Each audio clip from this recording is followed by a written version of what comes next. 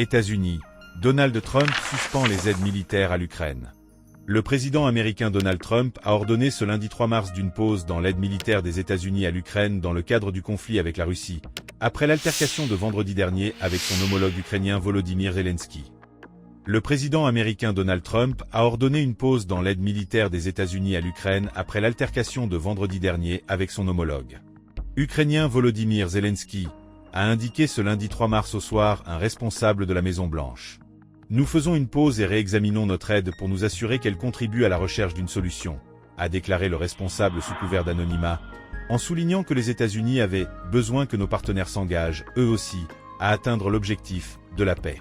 Cette décision a été prise après une réunion à la Maison-Blanche lundi après-midi avec les responsables chargés de la défense, Pete Hegseth, et de la diplomatie, Marco Rubio, ainsi que les principaux conseillers du président Donald Trump. Des livraisons d'armes en suspens. Ce n'est pas une fin permanente de l'aide, c'est une pause, a déclaré un autre responsable américain, également sous couvert de l'anonymat et cité par la chaîne Fox News.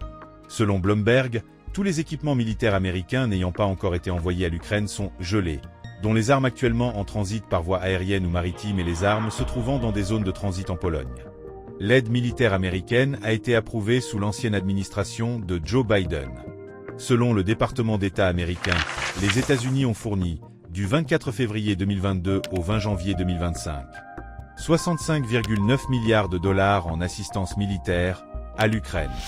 Interrogé à ce sujet plus tôt lundi, Donald Trump n'avait pas répondu clairement, mais indiqué que des discussions se tenaient en ce moment même. S'exprimant devant des journalistes à la Maison-Blanche, il avait de nouveau estimé que Volodymyr Zelensky devait se montrer plus reconnaissant à l'égard du soutien des États-Unis. Le vice-président accuse Zelensky. Le vice-président des États-Unis, J.D. Vance, s'est quant à lui dit convaincu ce lundi que le dirigeant ukrainien Volodymyr Zelensky finirait par accepter de discuter de la paix avec la Russie, après le fiasco de sa rencontre vendredi avec Donald Trump. Dans un entretien à la chaîne Fox News, il a estimé que le président ukrainien avait montré un refus clair de s'engager dans le processus de paix, souhaité par le président américain.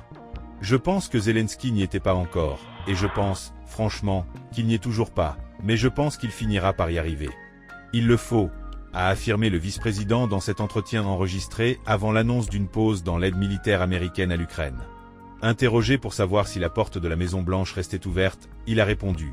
Le président Trump a dit clairement et constamment que la porte était ouverte tant que Zelensky est prêt à parler sérieusement de paix. Mais on ne peut pas venir dans le bureau ovale ou ailleurs et refuser de discuter ne serait-ce que des détails d'un accord de paix, a-t-il dit, en rappelant que Russes et Ukrainiens devront faire des concessions. Le vice-président américain s'en est encore pris aux Européens les appelant à être réalistes, plaidant le fait que cette guerre ne peut pas durer indéfiniment.